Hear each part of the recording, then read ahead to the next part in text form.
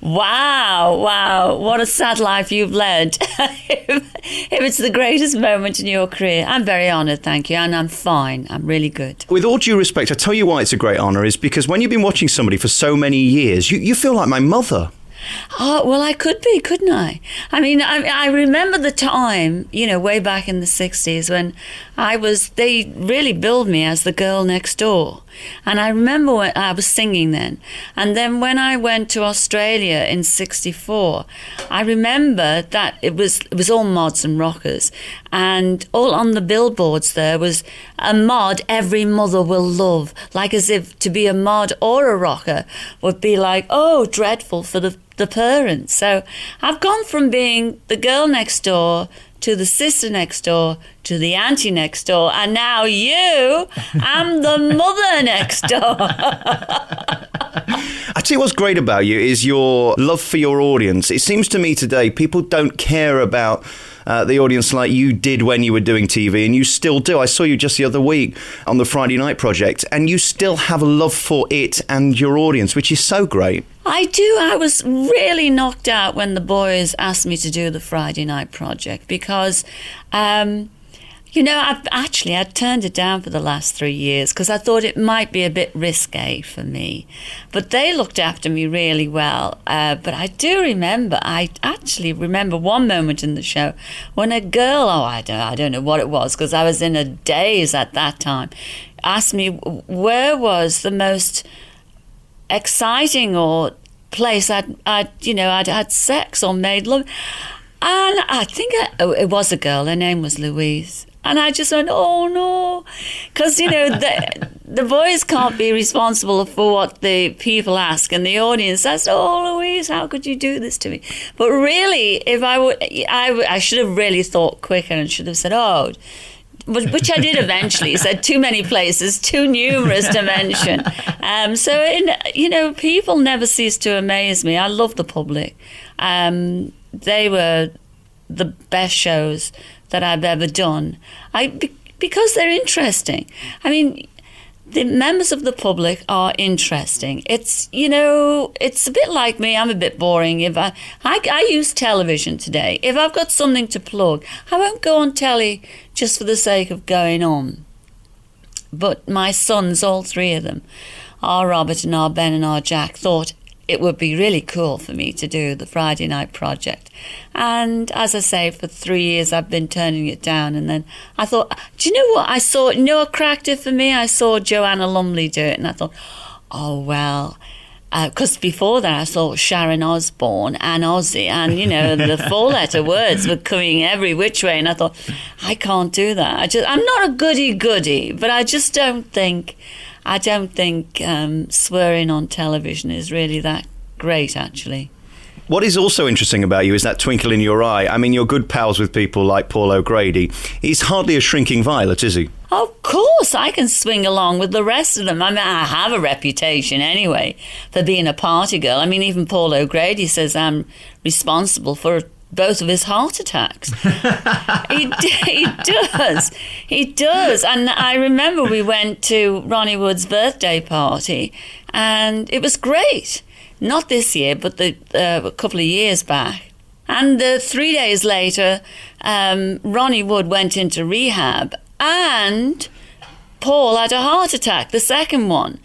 And I was blamed for both of those incidences, and I'm still rocking on. I don't know what it is. I've always had this energy. Maybe it's a nervous energy. I don't know what it is, but I do have a zest for life. And, I really enjoy every day. I don't like just sitting around doing nothing. I think the public are very shrewd. I think they can see when you're being disingenuous and when you're not really into it. And I think that's why you guys are here for so long and so successful at it. The public get to know when you're lying, don't they? Oh, absolutely. It's just like, when I watch television these days, you just kind of think, oh, that's a bit of a stunt there. And I'm not a believer in stunts. I'm a believer in, tell it like it is. I mean, I do, and I can still laugh at myself. I can laugh at myself when they when people send surprise, surprise. And Paul's done it in his day. You know, you thought you haven't seen him for 1,002,000 years. Here he is, bloody, bloody, blah. I can laugh at that. I think it's really having a sense of humour and being able to laugh at yourself, not take yourself too seriously. And really, show business, I have to say, is the best business to be in. It really is. I mean, for being paid for something that you really absolutely adore. I mean, my husband, my late husband, Bobby, he used to say to me, never ever say you do it for nothing. Because, I mean, I would have done it all for nothing, because I enjoyed it so much. But he used to go mad. He said, you're being paid a fortune. Don't be saying you do it for nothing. They'll probably cut your wages next year. I enjoyed reading your autobiography a few years ago. It was fascinating to see how you've gone from the girl that you were to the lady you are today. It's almost unbelievable, that huge change, and it is the dream, isn't it? I'm typical of my sign. I'm a Gemini, and that means two different people or millions of facets, but you know, whatever the way the mood takes you. And people say this, it's an amazing change. You're a party girl now, you go to a lot of theatre. At the drop of a hat, when people phone me up, and I've got friends all over the world because of the work I've done, if they phone me up, if I'm free, whether it be LA, New York, Australia, Spain, Barbados, you name it, Florida, because Dale has got a fabulous place there now. If I'm free, I will go, because I think, as the advert says, I'm worth it. You know, I really, when I did work, I worked every hour that God sent me, and I think it's my time now. It really is my time, but I have not changed. I've always been that party girl, but I also had a family, and I was also working very hard. So at the end of the day, if I would have gone out partying and everything, I would have not seen any of my children grow up. Or indeed, you know, my husband was very much a home bird too. And I loved him so much and still do. I'm madly in love with Bobby. You know, I did what he wanted me to do, because life, when you are married, is a compromise. It was amazing. You know, when I did lose Bobby and I was sitting on the settee and switched on the television, and there was something that I didn't like, and I reached for, you know, the zapper there to change, and I thought, ooh, can I turn over here? Because it was the kind of thing that one would discuss with your husband, you know, especially he loved animals. I mean, he ate it. It's very much like Paul O'Grady, actually. Hated human beings, really. Loves animals. Well, my husband was the same, and you know, we had a great marriage. It was fantastic. But you know, he adored me. He allowed me to do what I wanted to do on the telly and everything. The least I could do was to allow him to watch his favourite animal program. But I mean, I remember the weird feeling of sort of saying, oh gosh, I am in control of my remote control. That was a weird, weird feeling. And presumably you never get over it, you just learn to deal with it. No, you don't. You don't, even now. You don't. I mean, if I've made a mistake, and believe me, I've made plenty. Probably not in my career, but in my private life, I've made plenty. And I just know Bobby sent all these things to try me. And you know what? I think I'm really savvy now in my private life. I mean, he wasn't against it, but he would never, ever allow me to go to... or be ever seen. I just don't care anymore, you know, to go to a gay club or anything. But then what is the problem? I'm not doing any harm by doing that. And I love the attention, and I love being there. I also think, a bit like Paul again, because you're so open about everything, they can't catch you out. You don't care being seen. It's when you care being seen that it becomes a problem, isn't it? Well, the thing is, I'm not doing anything wrong, or what is, you know, what am I doing? I don't roll out of these. There's no photographs of me rolling out of any club or any party, you know, disgracing myself. And I would never do that. I just wouldn't do that. I remember our Robert, my eldest lad, and this is a weird conversation because Robert said, it was in the paper, you're in the Shadow Lounge, and blah. I said, yeah, well, what's the problem with that, I mean, I took one of the heads of LWT to the Shadow Lounge, Paul Jackson I took there. I just don't see what the problem is. But then I sat with him like I'm sitting with you now, and I said, Robert, you can rest assured I will not bring shame to the Willis family. And I thought, this is weird. I'm his mother. He should be saying this to me. I know, but I don't think I have. I am very open. I mean, that's the only look. I found fame and fortune at the age of 19, and I have no other idea of how to live. I mean, if you do have any, skeletons in your closet, I mean, they would have come out by now. And so I'm a firm believer in just living the life that you can, and try not to, I try not to harm anybody. Probably the person that I'm harming most is myself, really. I give you all the encouragement you need. Go and do everything you want to do. Be happy. Look, I'm a pensioner and I'm proud. I'm going to do it. When I said you changed, you obviously haven't changed as a person. I don't think anybody would accuse you of that. Having read the autobiography, though, when you look at your childhood to where we're sat now in your beautiful apartment here in London, it's an amazing journey, isn't it? It is remarkable, but it was fate as well. I'm a strong believer in fate. I really am. I think my life anyway has been mapped out for me. Might sound a bit weird. I think, que sera, sera. What will be, will be. I mean, I didn't plan it. I was a pop singer and I loved it. And then it just so happened that I had a bit of a gift of the gab, like all Scousers do have. And so when I was promoting my songs in the early days, and I was being interviewed by people like yourself, they thought, oh, she's dead easy, just ask her one question, she will go off on a roll. And then they thought, oh, she's great on television.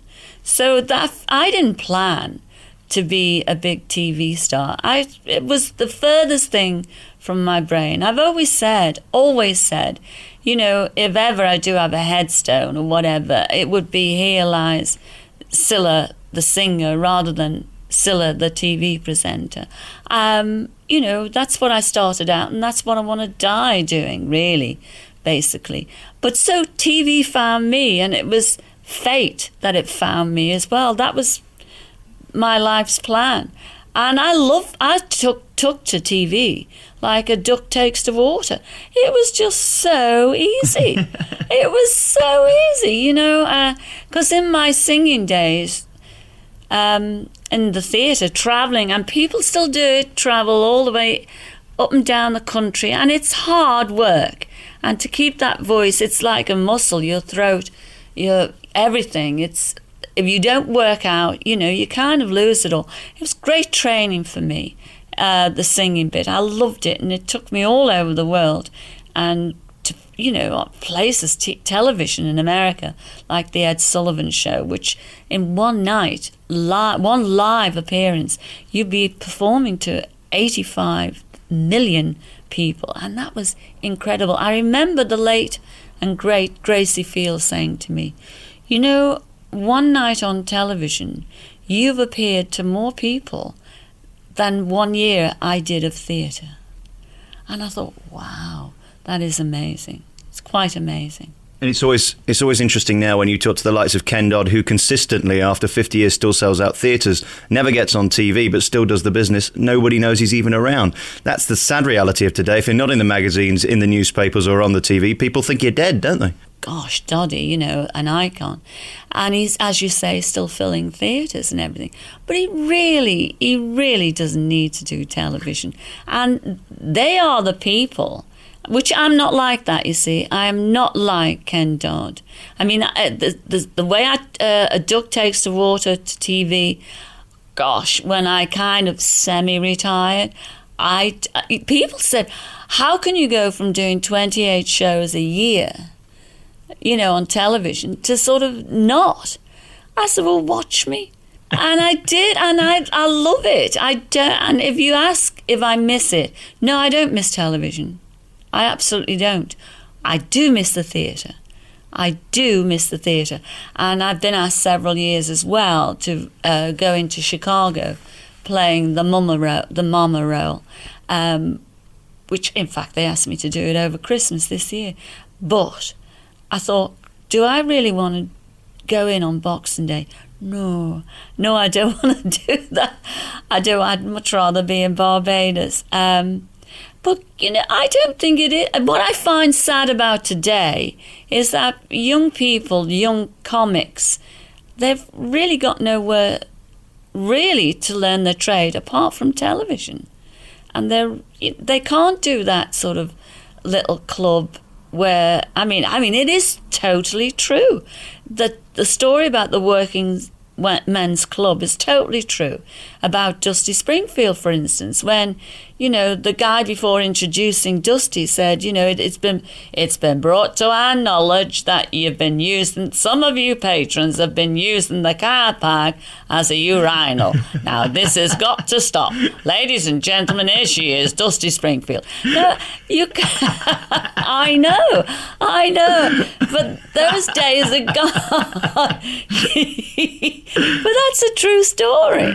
That is an absolute true story. I went to Des O'Connor's in late summer wedding, and there was a lot of comics there, and they were great. People like Bobby Davro, and it's all, mind you, it's great for Bobby now being in EastEnders, but I don't think you're going to get that kind of comic or family entertainer. I go back to, there's comics that are great, but I don't like the swearing. Call me square, but I don't think it's funny to get a tag where people laugh at the embarrassment of somebody swearing. It's not funny to me. You really don't need to do anything, which is so great to be in a position after all these years where you can be picky and choosy. You've kind of done what you want and you can rule your own life and career. This is true. I had an incredible amount. People don't realise that I did Blind Date for 18 years. And surprise, surprise, was 20 years on television. And before that I did, I started in monochrome, black and white. And then, of course, the 60s. And here we are today. And I still love doing the odd thing. And it was great. As we talked earlier, doing the Friday Night Project, because it's a bit like riding a bike.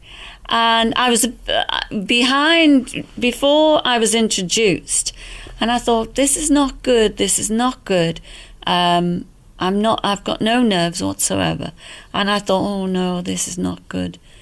And because I like to have that adrenaline rush, and I like to have that nervous tension.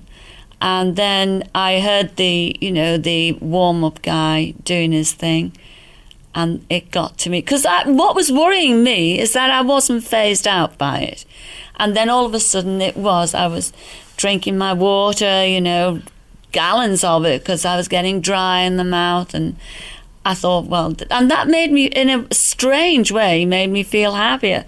But it was a bit like riding a bike. Once those doors opened and I heard the audience go woof, and I thought, wow, this is it, it's fantastic. And I loved it, and I grabbed the bull by the horns, and I relished every minute of it. I adored it. Asked me if I want to do it at the level that I did do before. No, I think I've done my time with that, but I'd still like to do I still like my own TV show, but not, I don't think I could do a Noel Edmonds, for instance. I could, but it's a question of whether I wanted to. And I don't think so. I've got 2 grandchildren now, which I absolutely adore, and they're the light of my life. Is there a drought in show business at the moment? It seems to me there aren't many Cillas, Bruces, Dales, Paul O'Grady's. Where are these big stars who will be around in 50 years coming from? Or has that finished now? Is it just a different time and a different generation? Oh, it's totally changed, and reality television changed all that, but I can't knock that because I was probably the forerunner of that in with Blind Date and Surprise, Surprise. But most of my shows, even in the BBC shows, when I was having big stars like Cliff and the late Harry Seacombe and Bob Hope and amazing stars, I still went out on the streets and talk to the public, and that was still the biggest thing in the show. I mean, you'd have your biggest star on the Cilla show, and what they loved most was me going out interviewing in supermarkets and on the streets of London saying, do you know who I am? And stuff like that. And then along came Surprise, Surprise, which was everybody always remembers the last part of we had to finish with it because we couldn't follow it, was the big reunion thing. But Surprise, Surprise, when you dig deep, we had a lot of fun in that. We had a Cillagram going out and me pouncing on people and singing a song for them and dragging them in the Cillagram, and they were on TV. So Surprise, Surprise and Blind Date was probably the forerunner of reality shows, so I can't knock it. I have to say I don't really like Big Brother. I used to. I loved it, but it's getting more freaky. It really is getting more freaky. And it makes you wonder where it will stop with all of these reality shows. Every year they have to do a bigger stunt. In X Factor this year, Sharon walks off the show, Louis walks off the show, and then they magically reappear as if nothing's ever happened. And we all know it's shtick. Well, I did see Sharon walk off, but I thought, I could have done a better job of it. But I love Sharon. I think she's fabulous. You see, you have to like the person. I really like Sharon. I adore Simon Cowell because now he is the real deal. I mean, what you see is what you get with Simon. I think he's gorgeous. It's an either or, isn't it, with Simon? People either think he's incredibly fanciable, which I do. I'm in that camp. Or, they only think of him wearing high trousers, high waistbands. But I think he's terrific. He's incredibly clever and was incredibly great with me when Bobby died, actually, because we were negotiating and my son had to look after me, Robert. And I know nothing about business and I know nothing about negotiating. And neither did Robert, actually. He did, but he didn't know what record deals. And so I invited Simon out to lunch to meet Robert. And not only did he pay for lunch, but he really gave Robert some really great advice. And I shall be ever grateful to Simon for that. He's the most generous person and incredibly talented, both on and off the screen. I want to talk about the records for a moment because you said right at the beginning that they're the thing you want to be remembered for. For most people, probably under 35, they'll only remember you for Blind Date, which was so huge. What are you going to do to bring back your music to young people? I mean, the people on the Friday Night Project probably weren't even aware that you were a megastar with your music. Are we ever going to see you touring live again with the music show? Oh, God forbid. I mean, it's hard work. It really is hard work, as I said earlier, But I loved it then. I was really hungry. I'm not that hungry now. I mean, the only time I would do something like that, a concert, would be in London, maybe the Royal Albert Hall, and it would have to be for charity. I most certainly wouldn't perform, or indeed go on the road again for financial gains. I wouldn't do that. And I've guested on Sir Cliff's tour and indeed made a DVD with him, and I enjoyed that immensely. It was great. I remember when I went, because I'm a big fan of Cliff's anyway, and he was on the Albert Hall, and he said, do you fancy coming up? Because he'd done a duet with me on Imagine, and he did the most amazing vocals on it. He really made...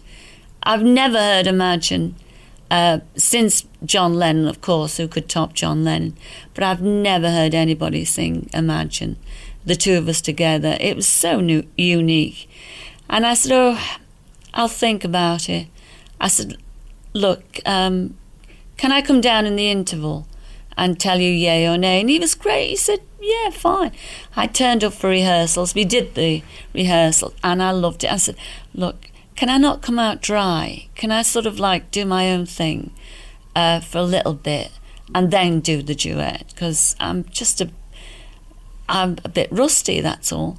He said, yeah, what do you want to do? And I went really right back to my roots and I thought, I'll do Peggy Lee's Fever, because that was my audition number I did in the Cavern with Jerry and the Pacemakers for Brian Epstein. And I thought, I'll do that. I can play around with that. And it's easy. So I followed him sing. Oh, I went first start. I was going down the interval. I was terrified. I was nervous. And I said, I'm going down to tell him I can't do this. I cannot do this. And I went down, then all of a sudden this calm came over me. And I knew what was really making me nervous. I wasn't used to sitting in a theatre before I was going on. You know, I had to be backstage. And all of a sudden they gave me my own dressing room and I thought, wow, I'm back home. This is where I belong. I'm at home. I'm backstage. And I said, what do I follow? Get me on there. What do I follow? And he said, I'm going to do Devil Woman. I said, okay. So there I was in my own dressing room, having a glass of champagne. And I heard him do Devil Woman, so I went to stand by. And his introduction to me, more or less, it was more than this, but the latter part was, well, from one devil woman to another, here she is, Cilla Black. And I walked on and I just stood there and the whole audience stood up and I thought, wow, this, and I couldn't wait to get to the microphone. But the old talent in me stood back and he's looking at me because he's got his back to the audience. Come on. And I thought, no, I'm going to savour this moment forever. Anyway, I walked down, he left the stage, and, well, I nearly cost him £5,000 in overtime that night because I was on there 20 minutes.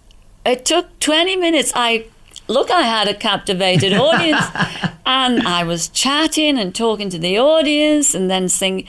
And he actually went in when he'd had a cup of tea, you know, dried off a little bit and said, how's she doing? And his PA said, she hasn't even started the song yet. But I nearly cost him, my claim to fame is I nearly cost him £5,000 in overtime. But it was the best. It was the best feeling ever. And that's what I know I'm most comfortable at, in the theatre, on stage, with a live audience, a paying audience, no less. I think for anybody who's done public speaking or stood in the wings of a theatre ready to go on, that feeling that you get knowing that they're waiting for you, like dogs growling at you, waiting to see whether you can do what they think you can do. Your fans would love to see you do Cilla the concert. Could you not do that for them? Oh, you're making me feel guilty now, aren't you? I've been asked. I probably will. There are times when I think I wish I was more like Shirley Bassey, which is, it's her life. I have to stress again, it's show business. I remember my husband saying, you don't work for the business, you make the business work for you. And you've got to remember, I'm very much a family person.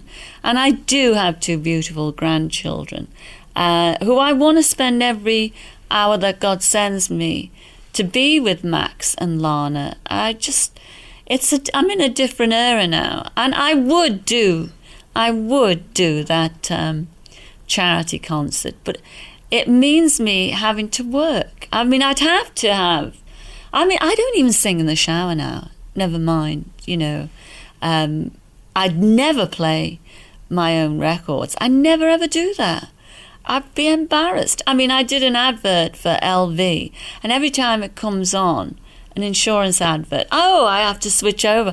I can't bear to watch myself on television or even listen to myself. But I love entertaining the public. I love that. And I promise you, I will do a concert. I've got to now, haven't I? We have, really, for the sake of your eulogy and for your fans. I mean, you can't have the singer if you're not singing. Oh, well, all right. But, I mean, Alfie is bloody hard to do these days. I mean, I could never. I'll have to take it down a few notches. I couldn't reach that high note. I'm sure they'll still love you nevertheless. Let's talk in our very final moments about the greatest thing that's ever happened to you in show business, aside from the family, which is obviously your priority and your great love. What was the moment in show business when you went, this is it, this is the moment? Oh, it wasn't any of the number ones or any of the big hits. When I really thought that I had arrived is when I was invited to do my very first Royal Command performance. That was in '64. And I remember it was the doorman, and he was always right. He said, "You're going to be doing the Royal Command this year." And I said, "Oh, don't be silly. I've only been in show business 9 months." You know, he said, "No, I've tipped you. You're going to be on the Royal Command." And lo and behold, he was right. He was absolutely right. Because I am a royalist anyway. Always was. My family were. And I remember when at about 9, maybe I was 11, the Queen came to Liverpool. And I swore to God that it was me she was waving at. Me. She waved at me. And all the crowds coming down Scotty Road, I was convinced it was me. And to actually meet the Queen was absolutely incredible. And to perform for the Queen. And in those days, in the early 60s, you had to wear gloves. And it was terribly grand. And she wore gloves as well. I mean, you never pressed the flesh. I was wearing shocking pink and gloves right up to my elbows. And it was absolutely fascinating. And I was appearing at the Palladium at the time with Frankie Vaughan and Tommy Cooper. Great bill. And, you know, my photograph was like 9 feet tall outside. And I remember the first question she asked me, "What are you doing at the moment?" I thought, is she blind? Couldn't she see the pictures outside? You know, the billboards, you know, starring Cilla Black. And I just went, I never ever forget that, though. What am I doing at the minute? Well, apart from performing here, I couldn't believe that. But that was my proudest moment, I guess. Of course, I've met her several times since then. All of them, actually. And of course, recently at the Royal Variety, you were on with Paul in the most fabulous outfit. That was something to behold and remember, wasn't it? Oh, that was great. That was a little bit of history. I don't think we could ever top that. Because I think the public generally didn't believe that I could do that kind of thing. Or they weren't expecting it. That was really a naughty surprise. And it was a terribly naughty. It'd gone wrong all day. I mean, the outfit, you know, the outfit that lit up. And I was working that myself. I had to do that myself. It wasn't someone off. For those who didn't see it, it lit up in strategic places. It did, yes. Well, I was playing a part from Gypsy, Miss Electra from Gypsy. And it was called You Gotta Get a Gimmick. And, you know, you got to get a gimmick with a oomph and a oomph and a oomph, oomph, oomph. And 3 different phases. My boobs lit up. And then my crotch lit up. And then I bent over and my bum lit up. Which was very funny. It was straight from the musical Gypsy. So I was playing a part. That wasn't Cilla. But then I remember the producer and director of the show was Jeff Thacker. And I was being dressed, you know, in the leotard and everything. And I kept saying, oh, lower down on the bum and lower down on the thighs. And all the time he was saying to Stephen Adnett, higher on the thighs and higher, cut higher on the thighs and cut higher on the bum line. And so on the day of it arrived with all the pack in there, the radio pack, which was quite heavy actually. It was all, the outfit was fabulous, but it never worked once. The lights never came on. at all. And I thought, well, I can do it without lights. I don't have to light up. I can still do the number. So there was a guy with all the wires going up on the leotard, an hour at 7:30 in the evening, kneeling on the floor in my dressing room, soldering these wires in the leotard. And I remember Jeff and my son Robert standing in the wings when the first lights went on. Oh, God, it's working. Because they hadn't worked all the way through, and of course it brought the house down. And that's the glamour of show business, isn't it? Oh, well, that is, as they say, that's show business, folks. My final question to you is, I can't understand how people make show business so difficult. You were, without question, in the 90s, the biggest star on TV, certainly at ITV. Before that, you were a star in your own right for many, many reasons, and you still are today.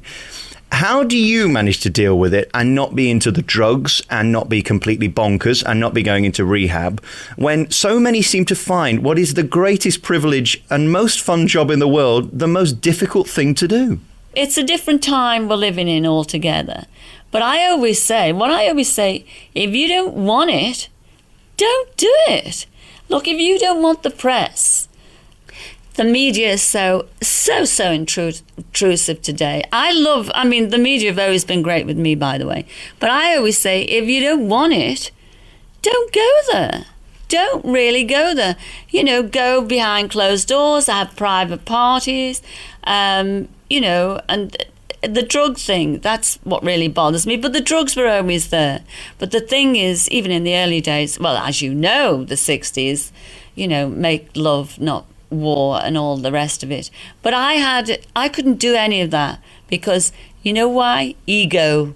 They were all groups, remember. I was a single artist. So if someone was out of it on stage in a band, someone else would cover for them. I had no cover at all, but myself. So I had a responsibility, and my ego was far too large to get involved. Plus the fact I was frightened. I was terrified of drugs. I really was. I remember being at a party and everybody was there. I can say it now, the Beatles, the Moody Blues, blah, blah, blah, you name it, all these bands were there. And this spliff was being handed round on a pin. And I thought, it's been in everybody else's mouth, it ain't going in mine. It has one mouth, it ain't going in. I didn't smoke anyway. So that was a blessing, really. But I don't know. I think I turned on once, it was once.